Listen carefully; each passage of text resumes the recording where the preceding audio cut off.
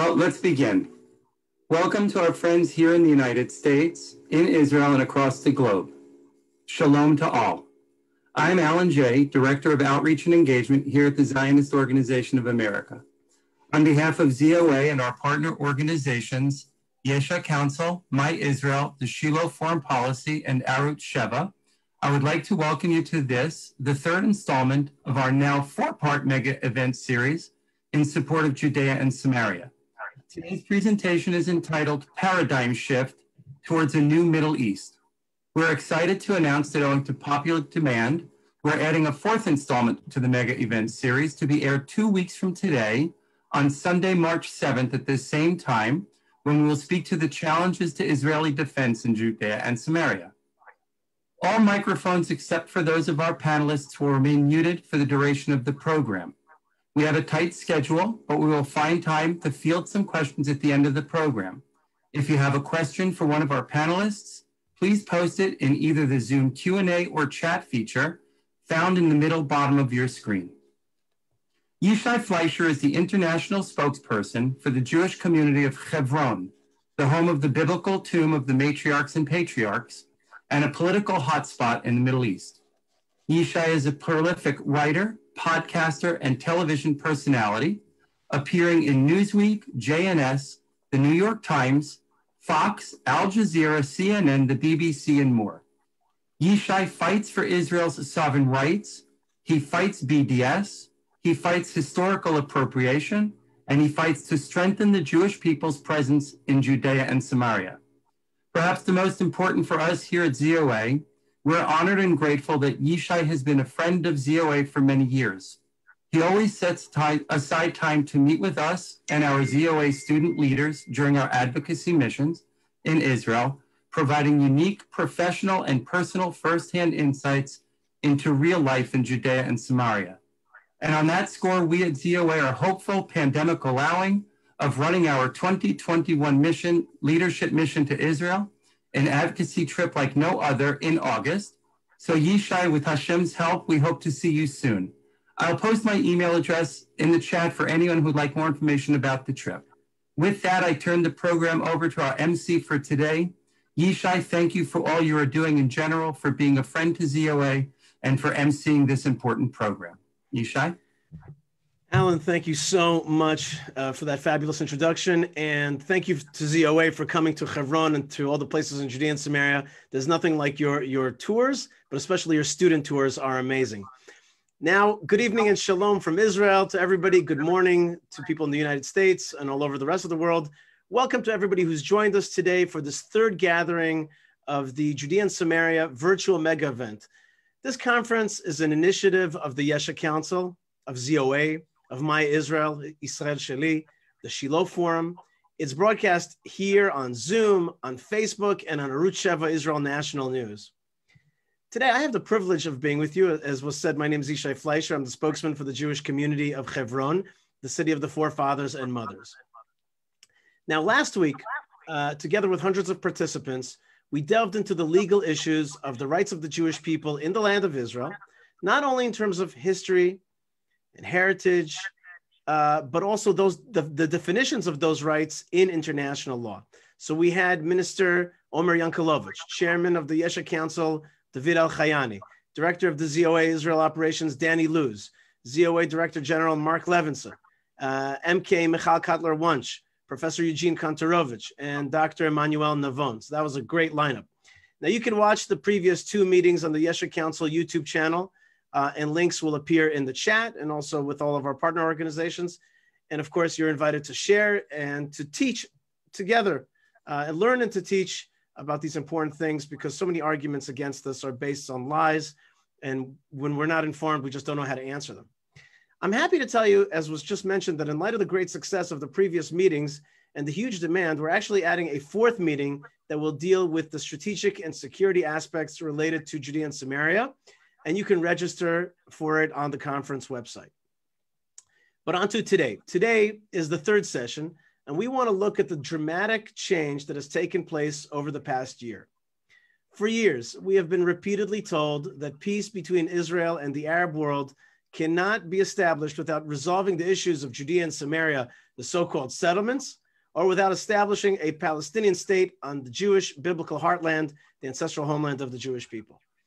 However, the recent Abraham Accords, which were signed in just 1 year between Israel and 4 major Muslim countries, showed that there is another way. Indeed, it is now proven that it is possible to work towards a more cooperative Middle East without obliging Israel to give up its heritage, its security, and its resilience. The Abraham Accords have taught us that a new Middle East can only arrive if Israel is strong in technology, security, economy, and especially in our belief in our rightful heritage to this land. There's also a close connection between the Abraham Accords and the US recognition of the Golan Heights, the relocation of the embassy to Jerusalem, and the very important statement by Secretary of State Mike Pompeo on the legality of the Jewish communities in Judea and Samaria, the so-called Pompeo Doctrine.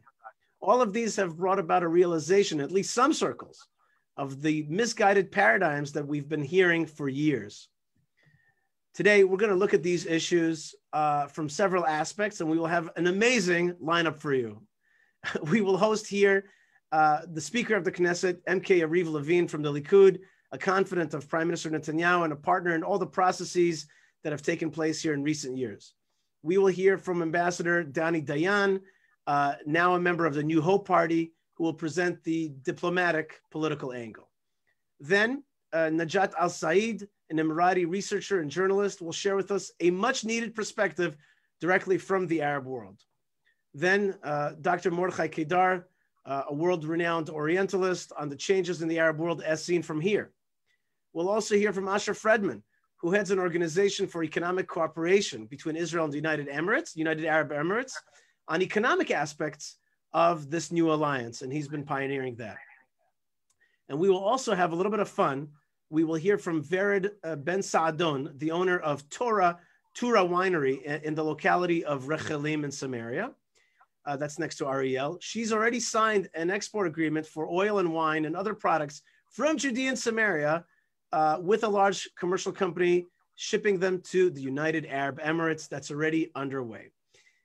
So here we go. That's a lot of stuff. We're going to have a great time. So here we go. I am honored to open today's meeting of the Judea and Samaria virtual mega event with Knesset Speaker, Knesset member Yariv Levine.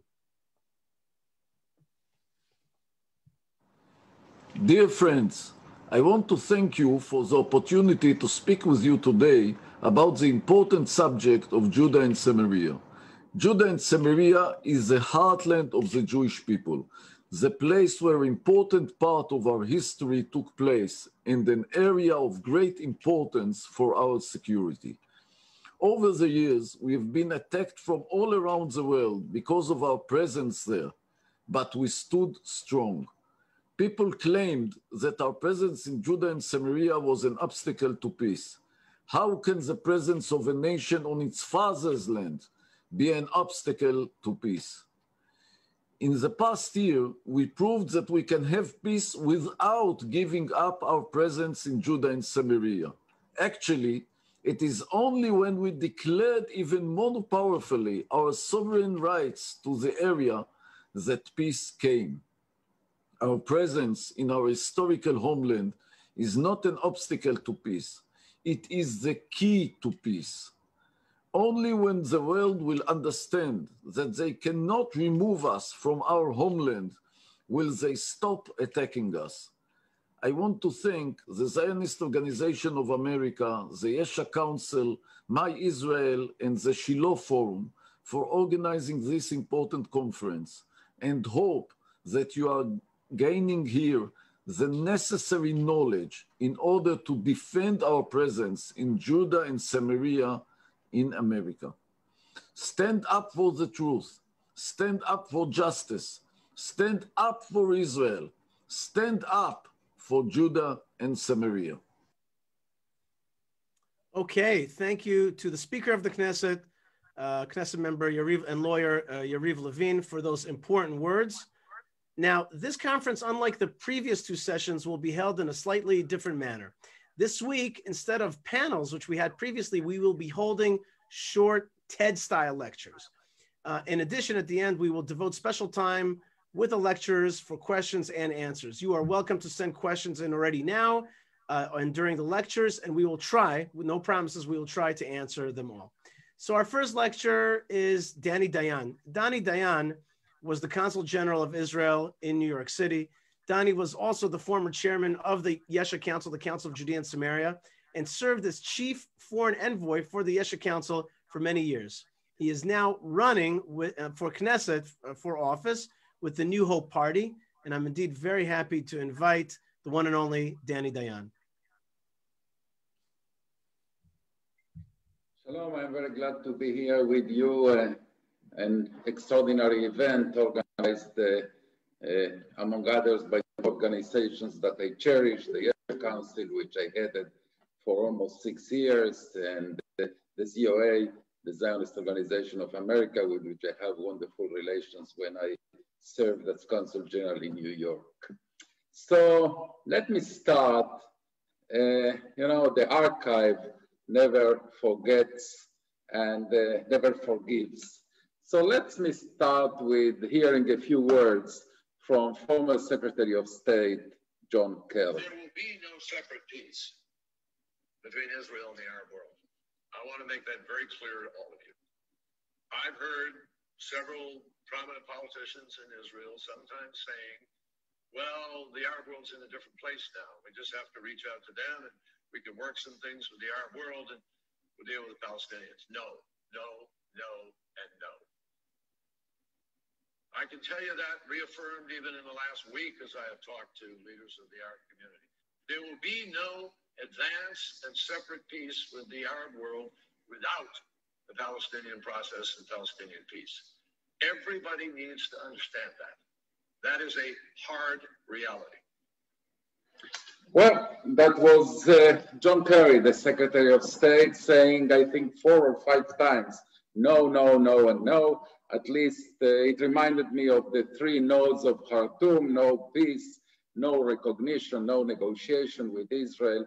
The same Khartoum in which we will soon have an Israeli embassy and a blue and white flag with a Magen David in its center on the top of the masthead. So it is clear that not only that respect, Secretary of State Kerry was completely wrong. As a matter of fact, as a result of the Abraham Accords with the Emirates, with Bahrain, with Sudan, with Morocco, we can say now clearly, I think that we were able to say it even before the Accords, but the Abraham Accords made it very clear. The Israeli-Arab conflict is over. That conflict, that famous or infamous conflict with which all of us, except for the very young, grew up knowing that is an axiom that Israel and the Arab states are at war, or at least they are in a conflict, that is not true anymore. There is no Israeli-Arab conflict anymore. Actually, it was reduced to a conflict between Israel and our immediate neighbors, the Palestinians. So if you want to even make it more clear, let's take a whirlwind tour of the Arab world. Well, let's start with the Maghreb, with Morocco, normalization, an Israeli embassy, direct flights Tel Aviv, Casablanca soon. Even in the Sahara area, non-Arab countries, but Muslim countries like Chad and Mali, and soon probably also Niger, will have relations with Israel. Egypt is a full-fledged peace treaty. In the Gulf, we know what happens in the Gulf. We have, with some of them, the Emirates and Bahrain, formal relations. The UAE even already nominated their first ambassador. Our first ambassador is already in Abu Dhabi, Bahrain, and we know that others, even if it's still informal, we have flourishing, thriving relations. Then we go to Jordan, a full-fledged peace treaty. So basically, the the only two Arab states with which we still have a conflict are Syria and Lebanon. But you have to understand the conflict with Syria and Lebanon, which is a dangerous one. I'm not underestimating its importance. The conflict with Syria and Lebanon is not with the Arab states, Syria and Lebanon, is with the Iranian presence in Syria and Lebanon. The Iranian attempt to entrench itself in Syrian territory to open another front, a direct front with Israel in the Golan Heights. And Lebanon is with Hezbollah, which for every practical purpose is a puppet, is a proxy of Iran. So it reminds me that, you know, history sometimes have its weird twists. The Israeli security doctrine that was devised by our first Prime Minister, David Ben-Gurion, basically said back in the 50s, in the early 50s, that since Israel has a conflict with the Arab world, with the Arab states, we have to forge alliances with the non-Arab players in the Middle East. Who are the non-Arab players in the Middle East? Ben-Gurion detected mainly three: Iran, Turkey, and Ethiopia. Putting Ethiopia aside, the situation now has completely reversed, 180 degrees. Since we have a conflict with the non-Arab players in the Middle East, mainly Iran, but also to a large extent, to a large degree also Turkey, Israel forges alliances with the Arab players in the Middle East, Jordan, Egypt, Saudi Arabia, Emirates, Morocco, etc., etc. That is a revolutionary change in the Middle East that the words of Secretary Kerry that were spoken just 5 years ago in 2016, even less, I think it was December 2016. I mean, the sound now really so absurd, and it's not the only absurd thing that Secretary Kerry said. Now, let's say a few words about the future of our region after the Abraham Accords and after the inauguration of the Biden administration. I think that one of the most underestimated issues, but in my view has extreme importance, is to watch, to monitor very carefully the relations between the Biden administration, the US under the Biden administration, and Saudi Arabia. That will be a litmus test. The Democrats, the Biden administration dislikes Saudi Arabia.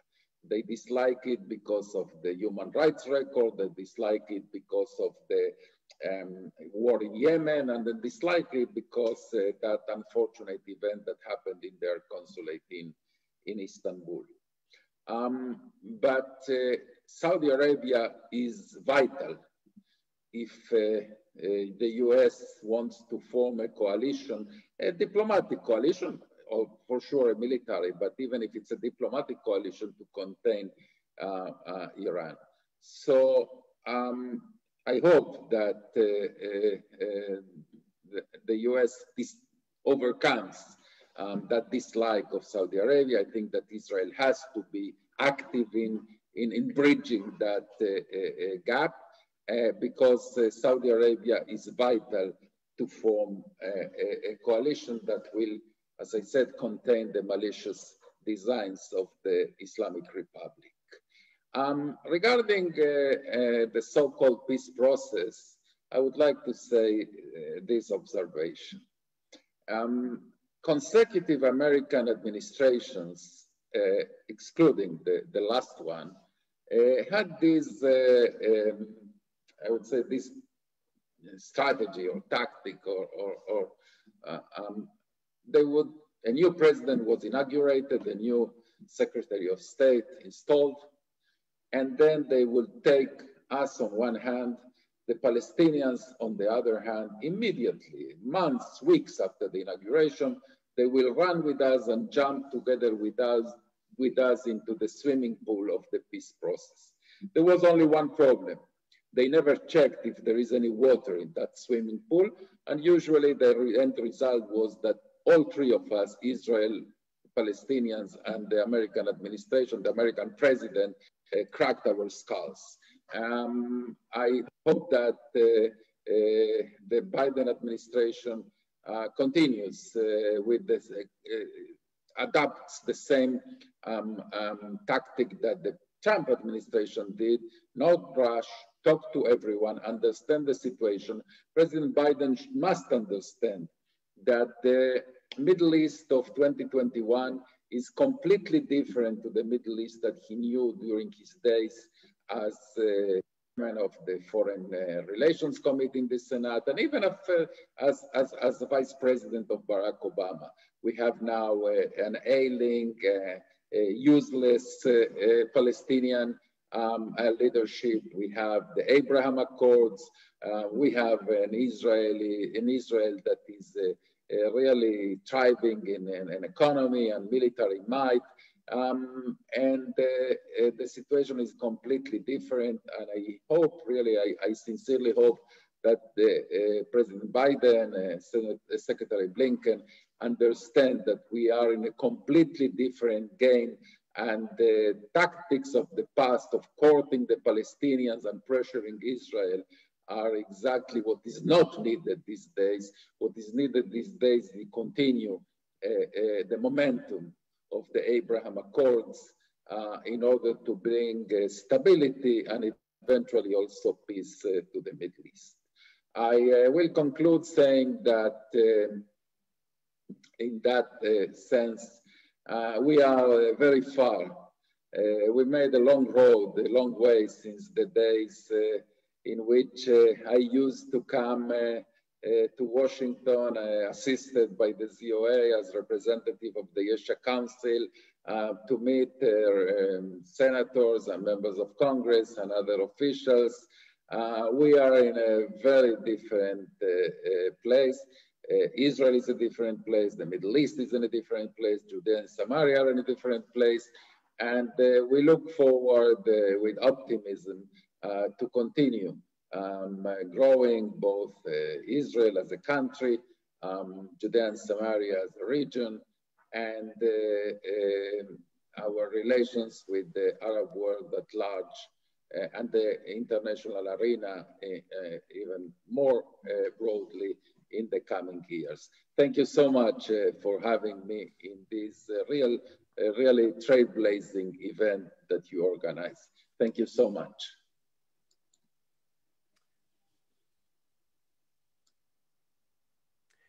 Okay, thank you very much, Ambassador Danny Dayan. That was very interesting and a good overview on what's going on in the Middle East in general and Israel's position in it. And as was noted, Israel's position certainly changed. And beginning with last summer and this year was characterized by a burst of warmth between the citizens of Israel and the United Arab Emirates. It was so fast, hopeful, and surprising. We have with us somebody from the other side, not just from our perspective, but Dr. Najat Al-Said from the UAE is an academic researcher, a columnist at Al-Attihad newspaper, Al-Khura news channel, and now also in Israel Hayom newspaper. Her lecture topic is going to keep me right at the edge of my seat, which is establishing a media alliance between the Abraham Accords countries to combat media polarization and distortion. So take it away, Dr. Najat, and thank you so much for joining us. Good evening, everybody. Today, my topic is going to be about establishing media alliance between the Abraham Accord countries to combat media polarization. So before I talk about media alliance, let us talk about the core problem of the polarization. What is the problem? We can see the main problem is basically driven out of the global mainstream media dominated by the ones in the United States and the United Kingdom, which is full of disinformation, bias, and polarization. We can see also both Israel and Arab Gulf countries, mainly as UAE and Bahrain, are faced with a great deal of attacks and disinformation, but each part has different kind of attacks. For example, in the Arab Gulf countries like UAE and Bahrain, they are faced with attacks that is over exaggeration of human rights without taking into consideration the other main problems, like for example, those who take advantage of human rights as political Islamists for their own political agenda. And they're using the human rights that are supported by Western countries to pressure these countries at the same time to fulfill their own power. This type of usage and exploitation by those political Islamists are not quietly understood by the Western media, which is the liberal media, and that what is causing the kind of bias and disinformation. The attack on Israel, on the other hand, is quite different. The focus is basically showing one type of attack and not showing the other. For example, is showing the attack of the Israelis on parties like Hamas, for example, without showing that Hamas has hit the civilians in Israel. Here, the image is basically showing Israel as the attacker and the aggressor. So in these terms, both Arab Gulf countries and Israel are facing this kind of distortion of image among the public by the traditional media. So what should be done in terms of this kind of bias and disinformation? For instance, the foreign policy of the Obama administration was very different from the Trump administration. The Trump administration was opposed to the Iranian nuclear deal agreed by the Obama administration and opposes the Iranian interference in the Arab countries. The Trump administration was also opposed to the Muslim Brotherhood and has considered it and designated as a terrorist organization, while the Obama administration was supporting the Muslim Brotherhood, especially in what is called the Arab Spring. Now, the Biden administration is basically another kind of version of the Obama administration and trying to do almost the same thing, and trying to undo all what has been done in the Trump administration. So here comes the confusion, and here comes the inconsistency between one administration and the other administration, between the Democrat and the Republican. And all of that is on the expense of the region. So instead of continuing what has been done by the Trump administration, and we see more peace deals, we went back to box number one, which is going back to the Iranian nuclear deal, and also going back to the same type of strategy to solve the Palestinian-Israeli conflict, which is basically taking the agreement of the Palestinian Authority, which basically going to the unsolved mystery. So we see all of those political differences are reflected in the media.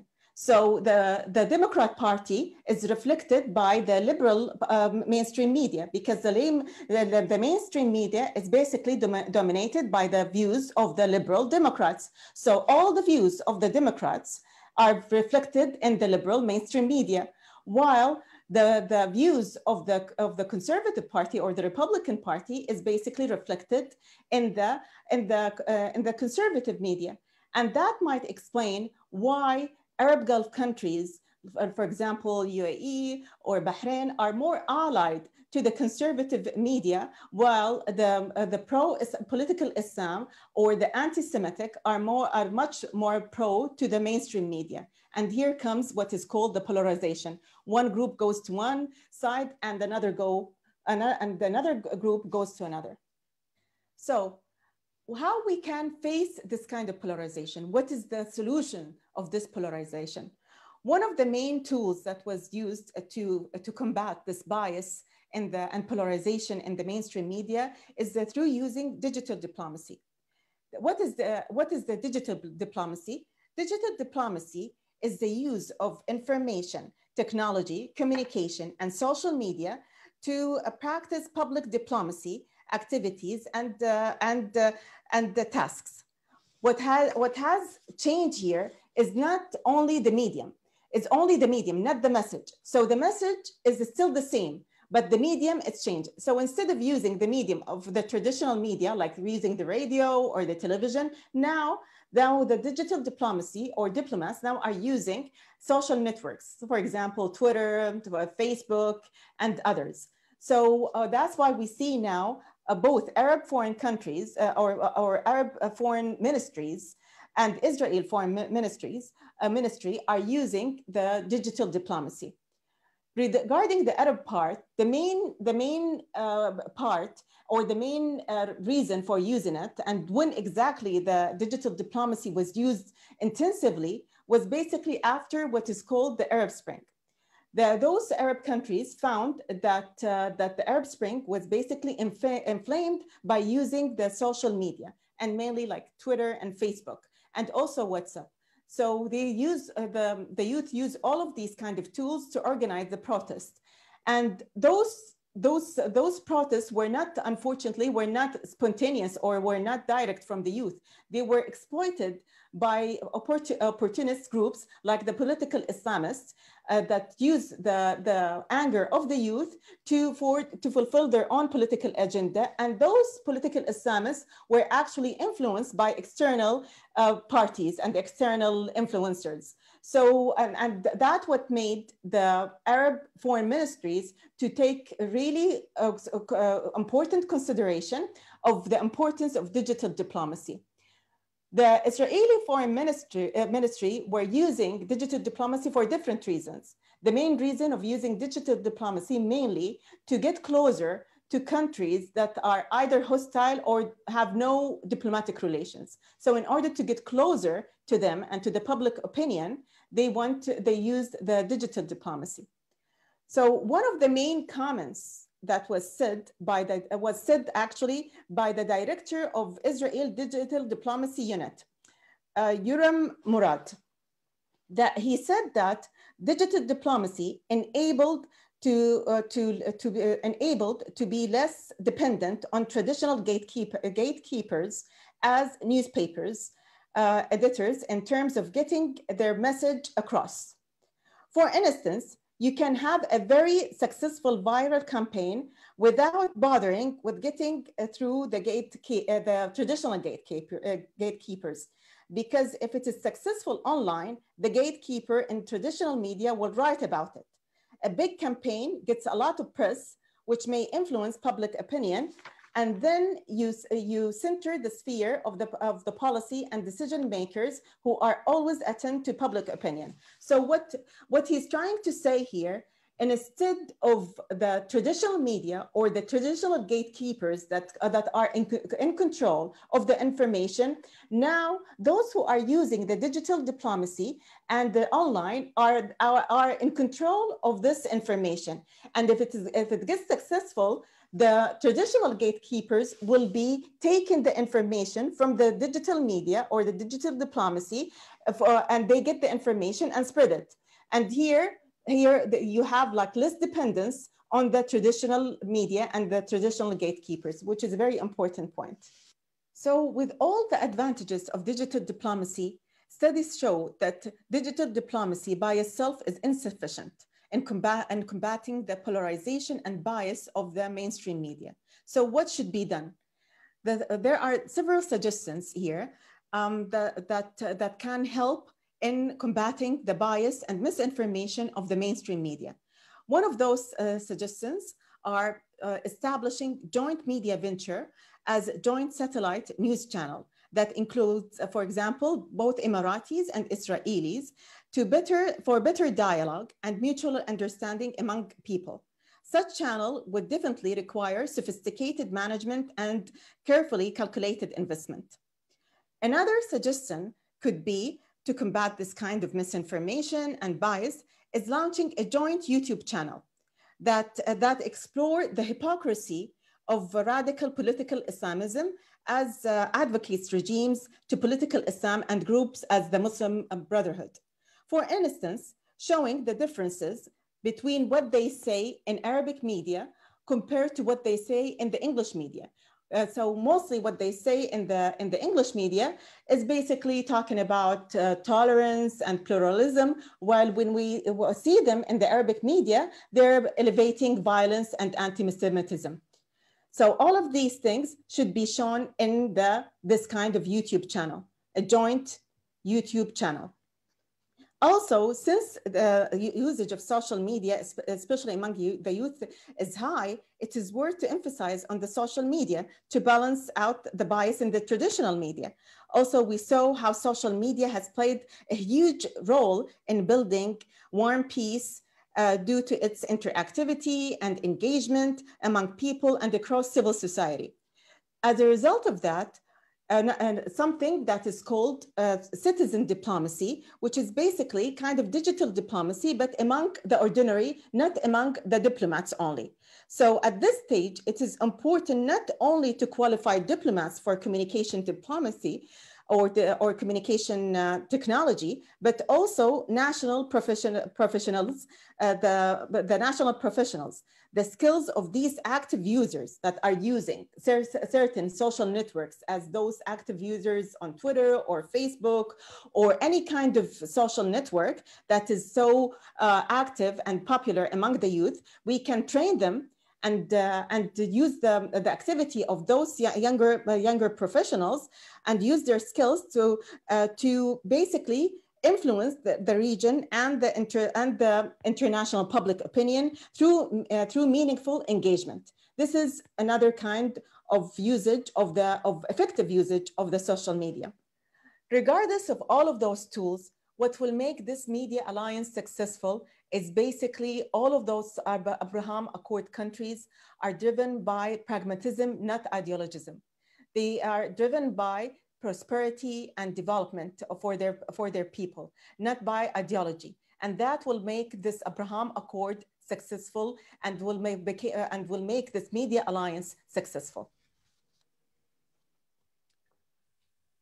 Okay, thank you very much, Dr. Najad. Just a year ago, really not so long ago, it was considered a dream to see a person like you participate in such an event that we have lived and came to this time. We say, Shechianu v'kimanu lazman hazeh. Dr. Najad will stay with us for questions at the end of the session. And I just want to add one more point, which is I personally have felt what she talked about, digital diplomacy, just on Twitter, connecting to so many Emiratis, Omanis, Bahrainis, just talking with them, and actually took a page out of Asher Fredman, who we're going to hear from later, just to see the pictures, share the life on the social media, really break down borders through it. So the Abraham Accords was really happening on Twitter as well. I'm very honored to bring Dr. Mordechai Kedar to our forum today. He's, of course, a very well-known expert on Islam and the Arab world. Dr. Mordechai Kedar is a research associate at the BESA Center for Strategic Studies at Bar Ilan, and he served for 25 years as the lieutenant colonel in the Israeli military intelligence. He still serves in reserves in Northern and Central Command. He's done hundreds of interviews in the Arab media where he presents the state of Israel and defends it from prejudice and hatred. He does it in beautiful Arabic. You know, he just makes them sit up and listen, and he's amazing like that. He's also one of my personal mentors, and I am very proud to invite Dr. Kedar to talk about changes in the Arab world in recent years. Dr. Mordechai Kedar.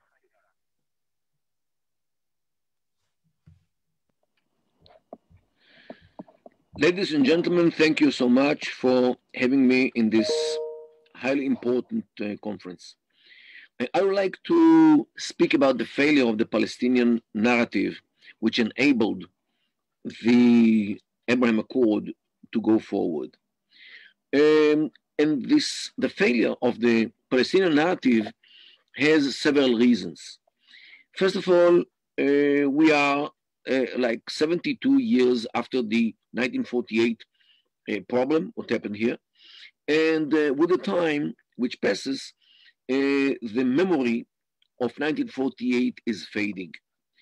Second reason is that the Arab Spring, which started like a decade ago, has caused countries and publics in the Arab world to concentrate on their own problems because their problems are very big.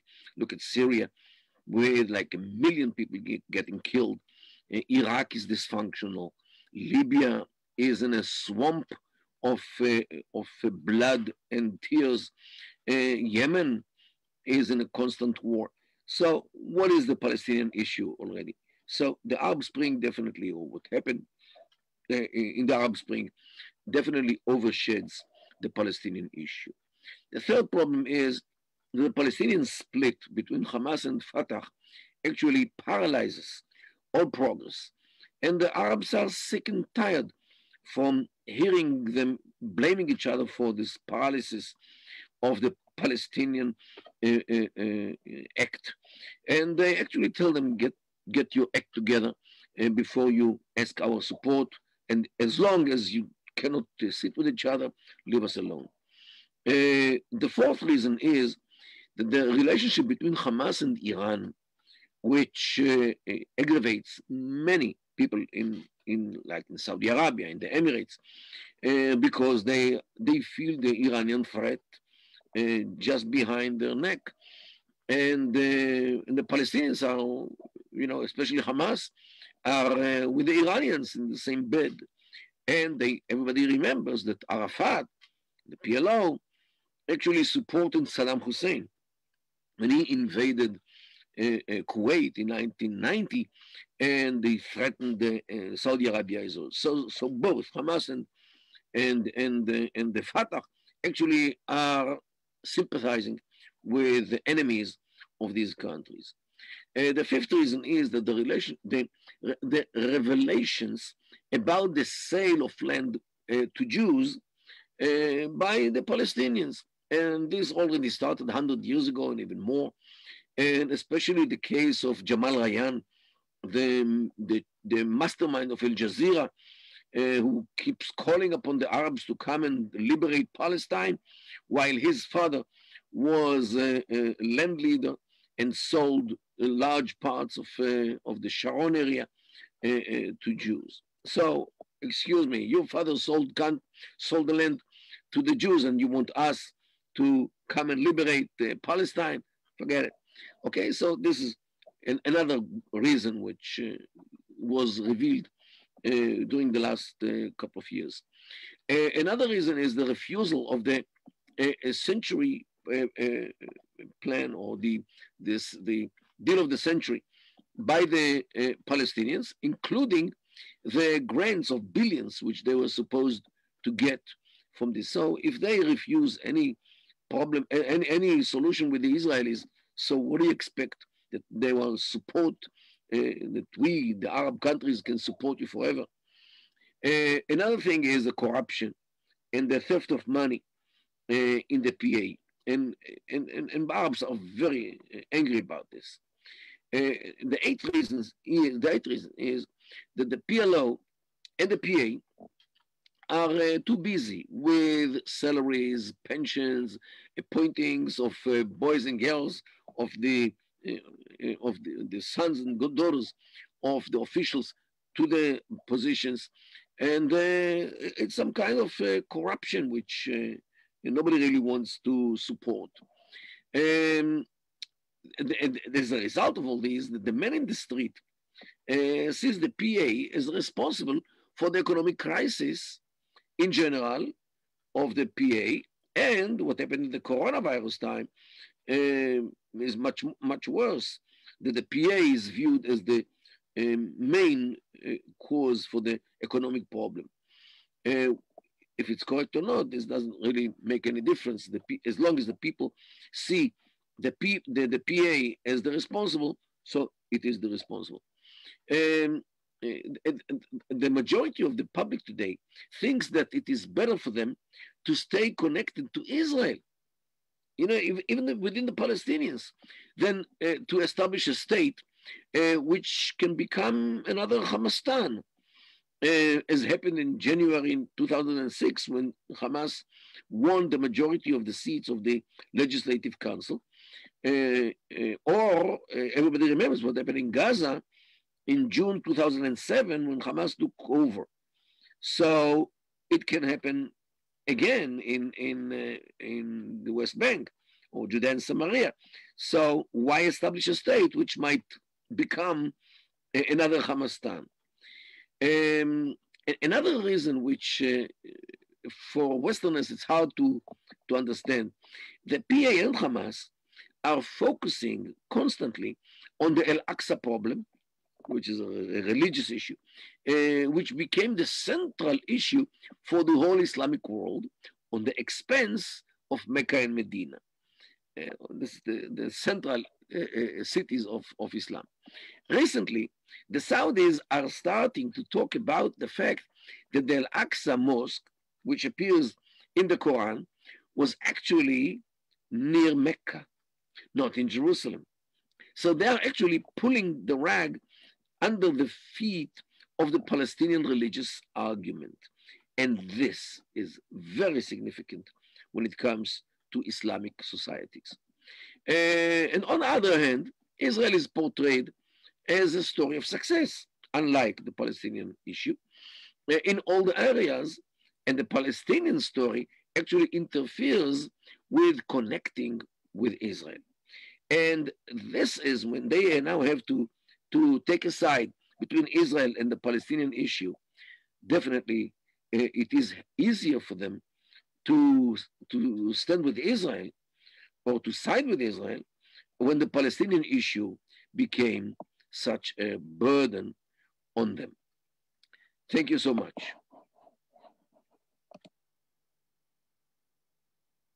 All right, Professor Kedar, thank you so much. Excellent as usual. The only problem with Dr. Kedar is that you have to go back and watch again what he said, because he says so much in such a short amount of time. I will myself be reviewing what he said. And so also with Dr. Najat as well. Fascinating stuff. Now, the Abraham, that's all serious stuff. But there's a real fun side to the Abraham Accords, which opened up an economic opportunity that has been closed up until now. So Asher Fredman is a fellow at the Kohelet Policy Forum. He holds a BA and MA from Harvard University in Government and Middle East Studies. And before he came to Kohelet, he served as Chief of Staff and International Affairs Advisor at Israel's Ministry of Strategic Affairs and Public Security. Now he's the founding member of the UAE Israel Business Council and is the CEO of Gulf Israel Green Ventures.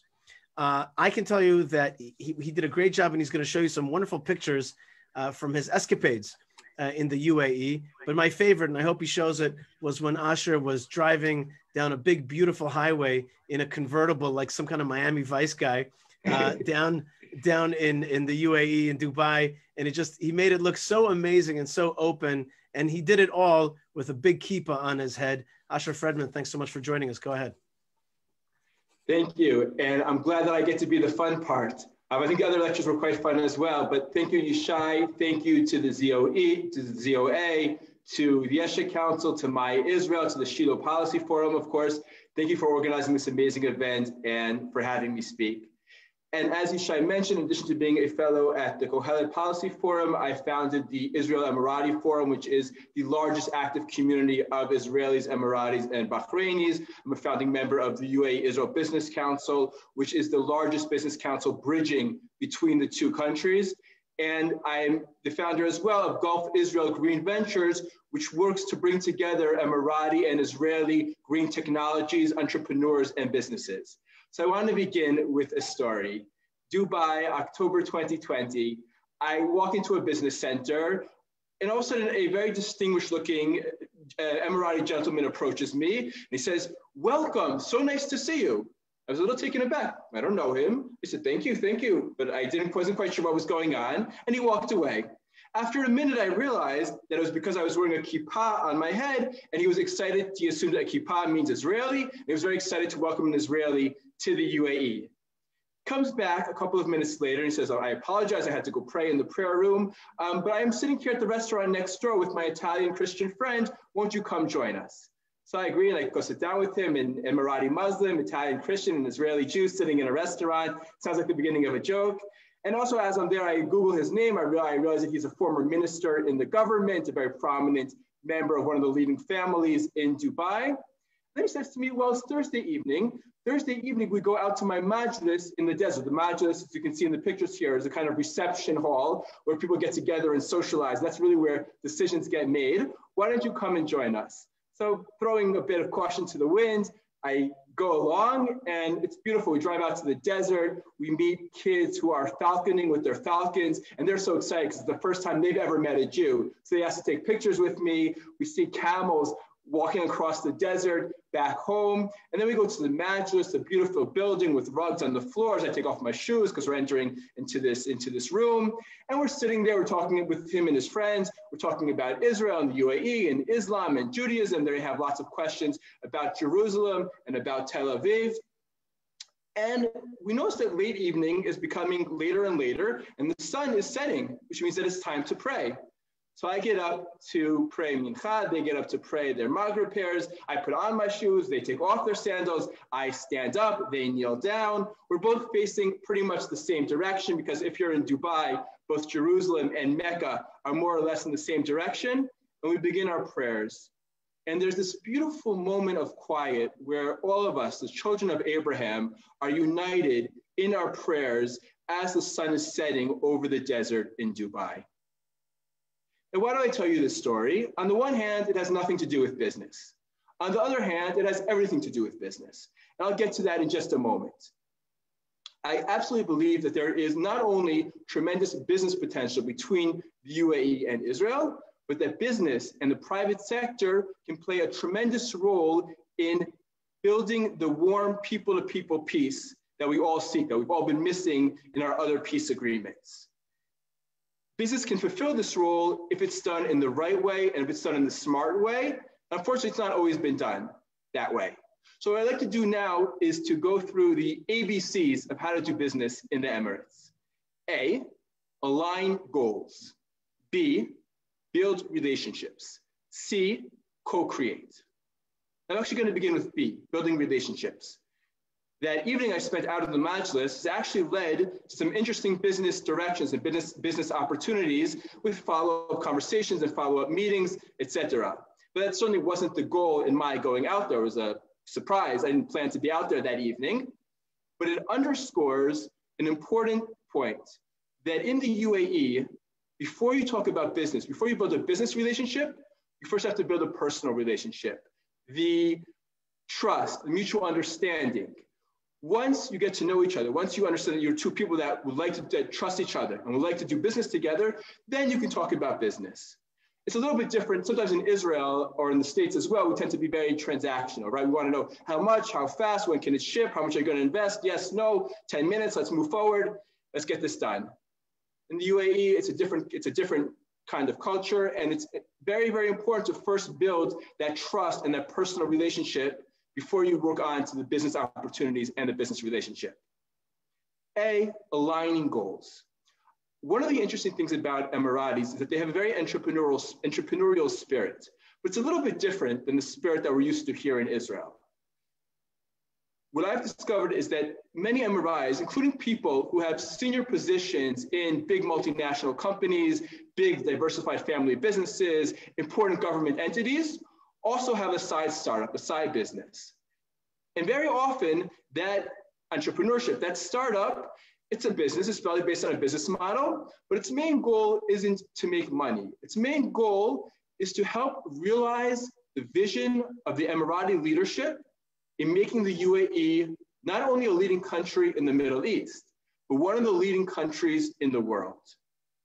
The Emirati leadership has put forward an incredible vision and created an incredible culture and ethos within the country of wanting to turn the UAE into a world leader in numerous areas that are of great importance to the world community today, whether it's in education or innovation or science or space or health or sustainability.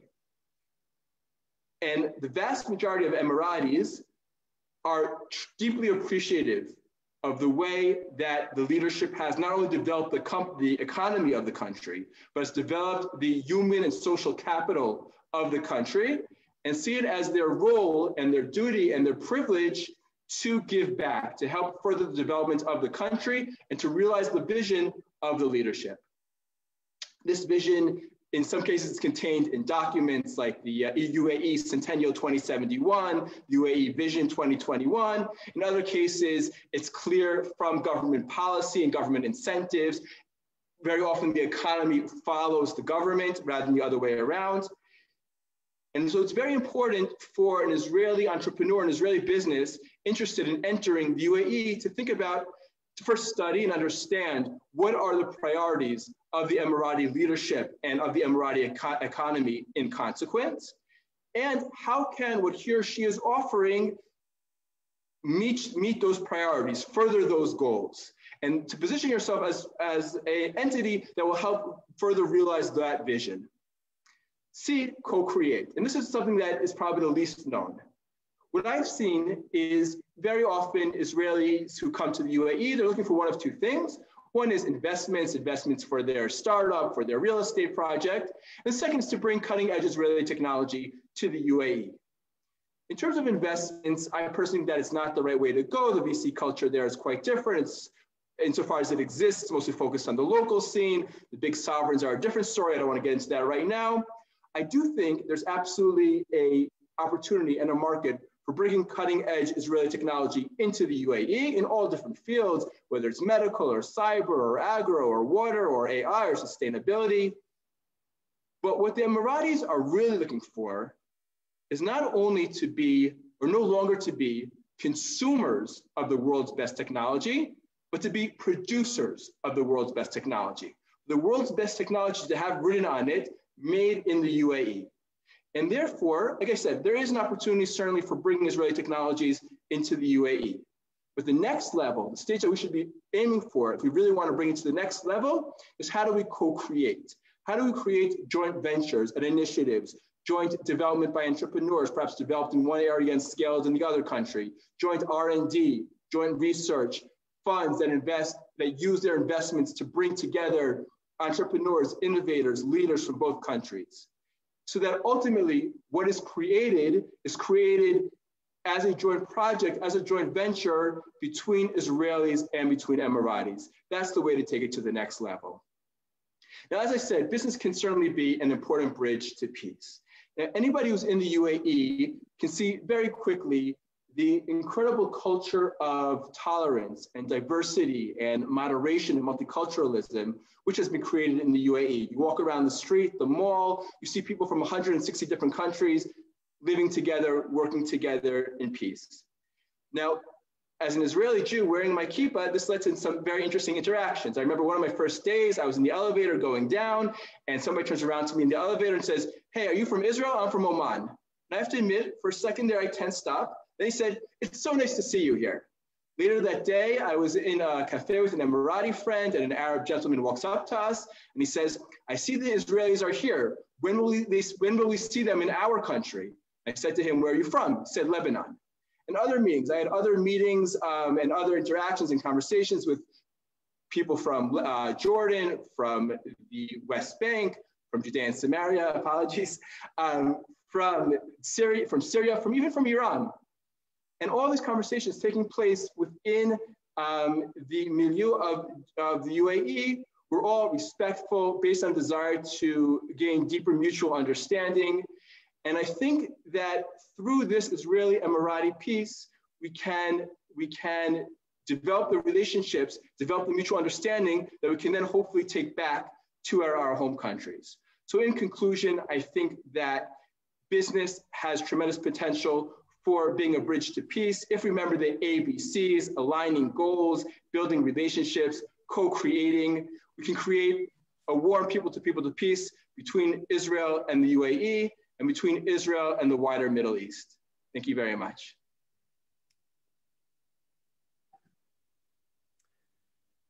Okay, fabulous talk, Asher. Thank you very much. And Asher is going to stay with us for questions and answers later.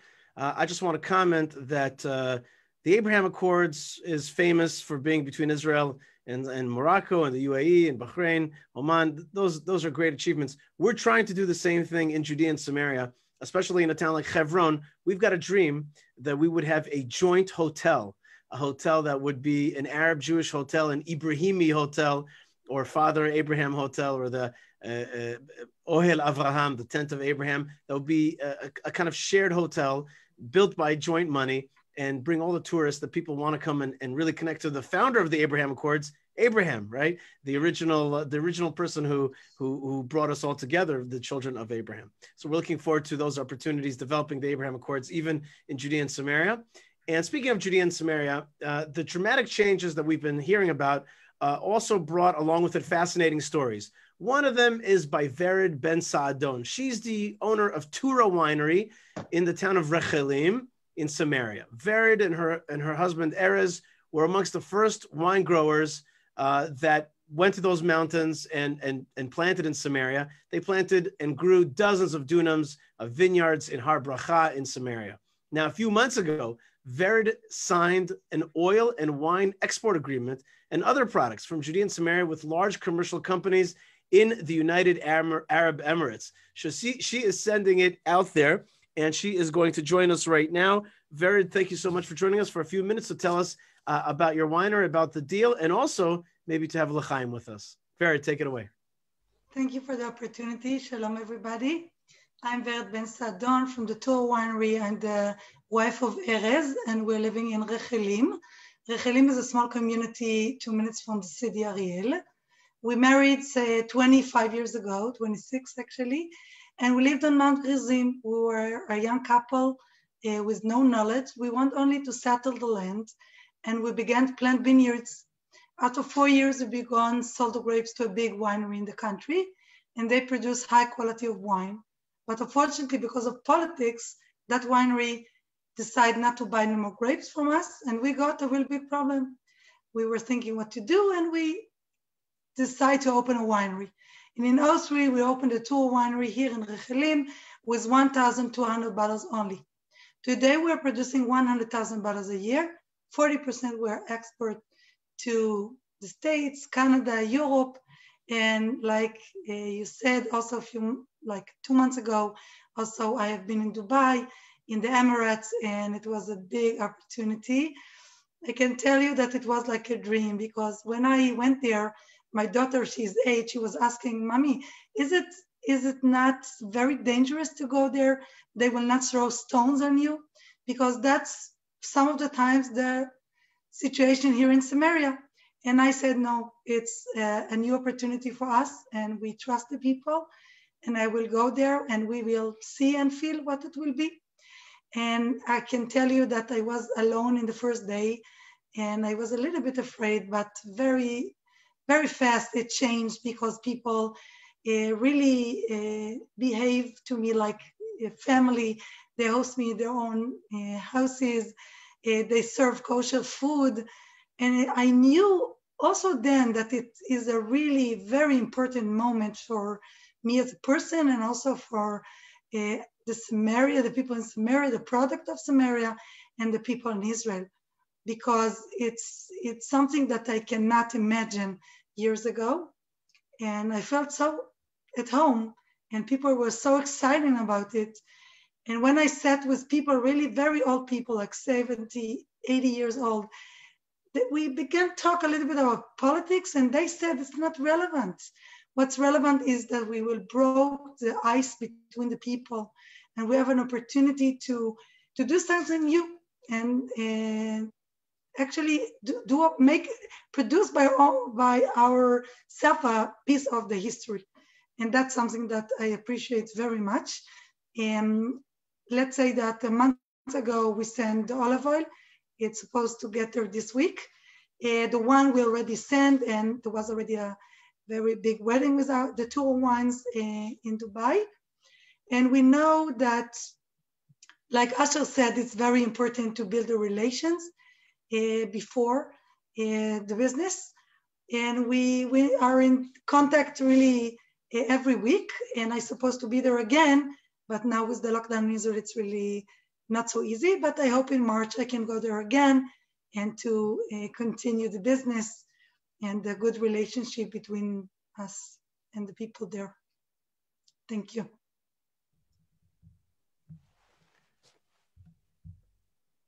Okay, Vered, thank you so much. And you still owe us a l'chaim. So we hope that you You take out your, that's right, l'chaim. We want to see the actual l'chaim. We want to see that wine. We want to see it being real. And if anybody has seen pictures of Israeli products displayed in UAE supermarkets, with the Israeli flag, it's really something quite remarkable and beautiful. And I think that Asher Friedman told us before that business brings peace, but also peace brings business. That's also a good thing. So Verity is going to stick with us for questions, as well as many of the other panelists. And so I'm now going to hand over the mic and move on to Danny Luz, who's the ZOA operations manager in Israel, in order to take your questions from the participants and navigate the answers. So Danny Luz, take it away. Are you there? Thank you very much, Ishai, and thank you to all the speakers. I think everyone agrees that this was really fascinating. We have 3 speakers that are staying with us. We have Najat Al-Said, Asher Friedman, and Vered Ben Saadon, and we've heard of all of them. What I'll do is first ask one different question to each of you, and afterwards I'll ask one question that I'd like all of you to answer. We don't have a lot of time. We've already passed the hour, so try to keep your answers short. But since this is so amazing, I can tell you that there were over 240 people here and that most people stayed up until now. This was a very fascinating talk, and I'm sure that your answers will also be fascinating. The first question is for Najat, and it's from Kevin John Williams, who asked it in the chat. He said, great talk, Dr. Al-Said.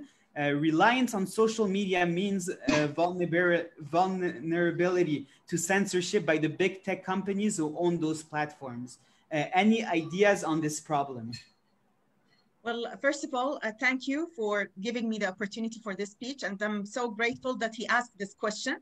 It's a very important question, and definitely it came up to my mind, especially after the censorship of Trump himself, the former president, and his supporters. Yes, this is very important. So when I talked, that's why I talked about social media in general. I just gave example on Twitter and Facebook, but that means that's why the alliance among the Abraham Accord countries is so important, because they need to have their own platform, social media platform, to get things done. They couldn't just depend on big companies like Facebook and Twitter, and then after that they become hostage. We become hostage under their requirements and their authority, and we saw what happened. But and that's why we, together we can make it. Like we saw what happened to Parler. If you work by yourself, you're going to be attacked. But if you are like a couple of countries together working to design a strong social media platform, we can do it all together, and we need it. So that's why I focus on digital diplomacy and citizen diplomacy, both, and how it is good to overcome and combat this this kind of polarization in the mainstream media. Thank you so much, Dr. Al-Said.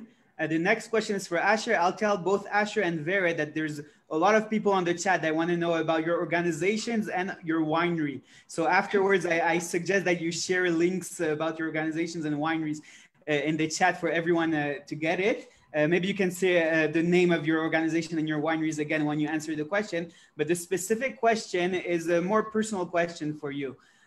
What brought you to deal with UAE-Israel relations? Is it more of the business opportunity or ideology, seeing that there's peace coming right now and you wanted to take part in that? In the years, I spent 9 years in the Israeli government, in the Prime Minister's office and in the Ministry of Strategic Affairs. And we talked frequently in our meetings, especially when I was working with Minister Erdan, now Ambassador Erdan, about the need to this top-down political process, the John Kerry way, was just wrong. And it was never going to work. And what we really needed to do was build a people-to-people peace.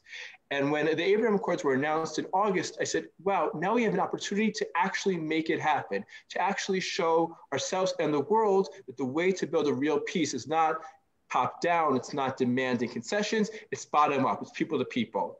And I tweeted, the first good use I ever found of Twitter, I tweeted out, I want to start a group of Israeli and Emiratis, who wants to join me? And the response was overwhelming. From there, the beginning was certainly ideological, and from there it developed also into the business opportunities, both because of the business sake, but also in the area that I want to focus on, sustainability. I believe that the narrative, the idea of Israelis and Emiratis working together for the future of our countries, of our region, of the planet, is a wonderful story on a super important topic. And so it really combines the ideology and the business aspects. And I'll just say the two organizations that I mentioned, one is Gulf Israel Green Ventures, and one is the UAE Israel Business Council. And I'll put links to both in the chat. Thank you. Great. Thanks a lot, Asher. And now Vered, I have to say that Vered's winery is one of my favorite wineries personally. And if you buy wines from there, you should try their rosé. It's an incredible wine. It's almost out of stock. It's almost out of stock. I got to taste it before it was on the market the last time I visited the winery. But the question, it's echoing a question that we also got from Mindy about the effects of the Abraham Accords on the BDS movement. And as a business that faced boycotts and that faced the BDS movement before, do you feel that the Abraham Accords bring you a new situation where you can more easily fight the calls for boycott? Look, the BDS is a movement that exists, but it's more noisy than it really works, if you understand what I'm saying. The BDS is, from my opinion, by Davka or demonstratively Samaria, by Davka Shomron, by demonstratively Shomron, or B'siyata Dishmaya. So that's how I look about it. But when I was there, I saw that all the conflict is not relevant anymore, because these big countries, very rich countries, say very loudly, we want to do business, we want to have good relations, and that's the future. About all the other, stories, okay, but that's not relevant anymore. And like I said, I felt really at home. They were so curious, they were so happy to meet the Israeli women, Jewish women. I was curious as well. I want to speak with these women actually more, but there were not so many women outside, more men's. In the businesses, I saw only men's, maybe next time, because that's part of have relationship to build it. Maybe the next time I can meet them as well.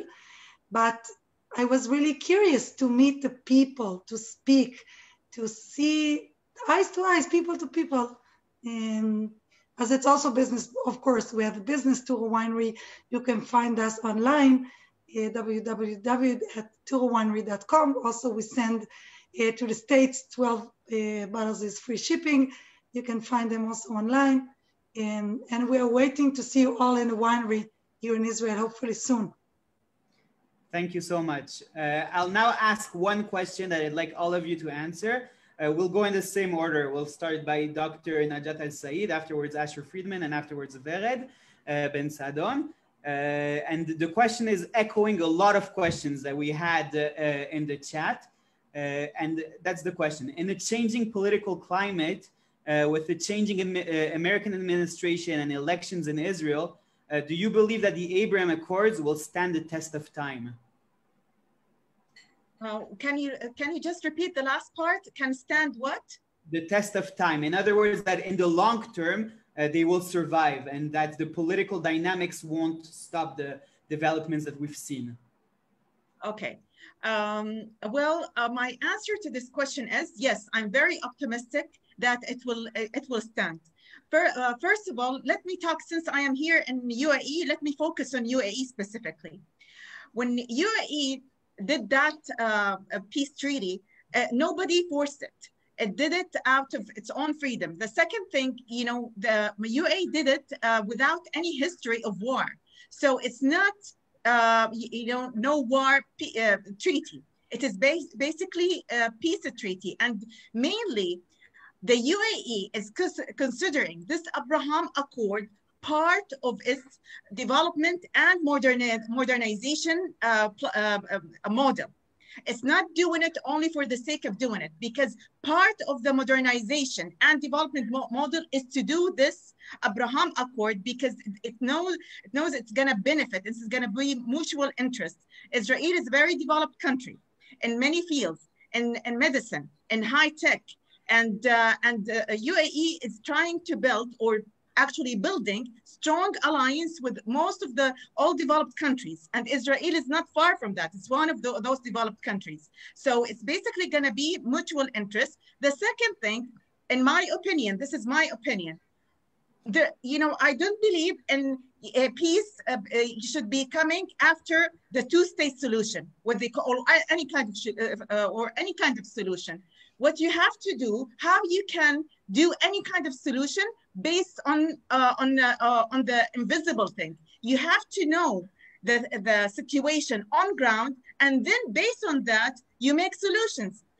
For me, for example, as a researcher, how can I write or make a good recommendations in my studies without going and seeing the people and seeing what is on ground? Then we make solutions. So normalization should be coming, then ultimate solutions will be coming, not the other way around. This is how I see it. Thank you so much.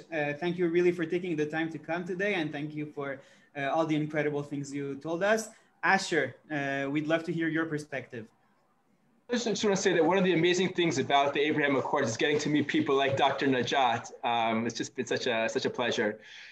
I think that I agree with Dr. Najat, and because the UAE has this culture of openness and tolerance, and we get along with everybody, and we're a hub for everybody, certainly the peace with Israel, and also the opening to the Jewish people, the Abraham House that's being developed now with a synagogue, a church, and a mosque in Abu Dhabi, a major project, all points in the direction of this being a core part of the Emirati ethos. I certainly think there may be bumps along the way. I mean, if we see in the post-Abu Mazen era, a deterioration of the security situation in Judea and Samaria, a flare-up in Gaza, a flare-up in the Lebanese border, we may see bumps along the way.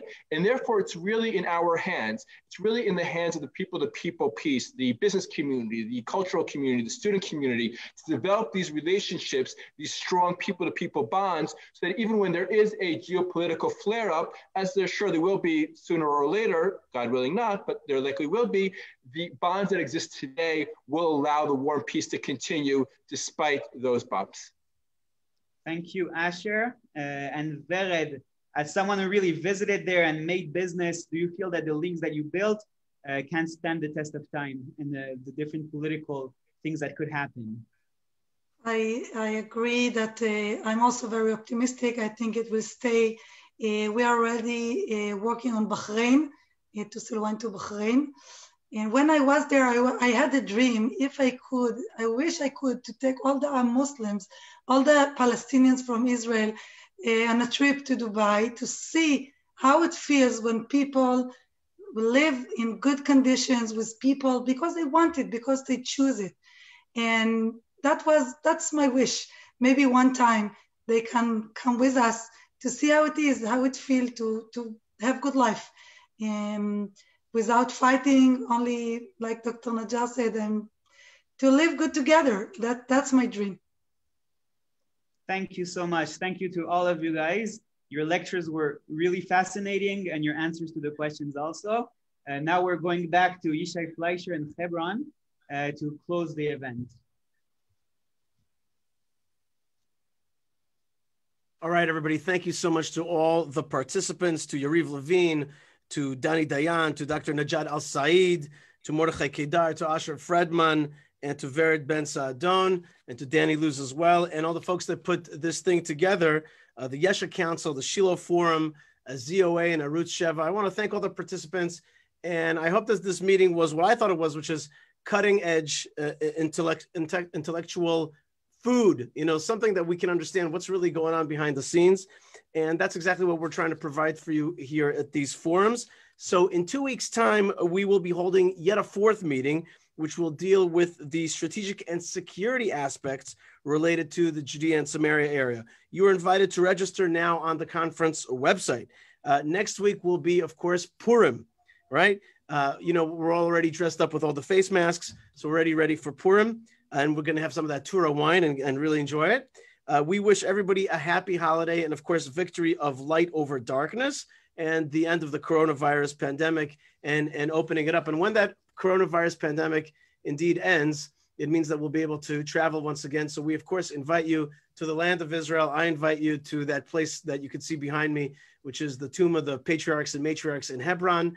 And that is where Abraham and Sarah, Isaac and Rebekah, Jacob and Leah are buried, the founders of the Jewish people and the founders of the Abrahamic way. And I hope that when we start flying again, we're not only going to have an Abraham Accord, but we'll have an Abrahamic alliance. You know, like you have the Star Alliance, but we'll have an alliance with, with Etihad and Emirates and Kurdish Air and Egypt Air and El Al, and you'll be able to get points because it'll be part of some kind of Abrahamic alliance. And from business to something even greater, which is an alliance of interests, of security, of prosperity, of tourism, of seeing these amazing sites and connecting to this amazing region. And we certainly hope that the Abraham Accords that you heard about so much today will also trickle down to a very local area here in Israel, in the so-called West Bank, in Judea and Samaria, in the heartland of the Jewish people, where there's so many Arabs that are living here. We also hope to see much more of that cooperation, that appreciation, that spirit of connectivity under the banner of Abraham happen in our land, in our time. So I want to thank you very much again. I want to thank all the good people that have been watching, and blessings to you from me, Shai Fleischer from Hebron, and in the name of the Yesha Council, that's the Council of Judea and Samaria, the Zionist Organization of America, that's ZOA, Shiloh Forum, My Israel, Yisrael Sheli, and Arutz Sheva. Blessings to you from the land of Israel, and Shalom.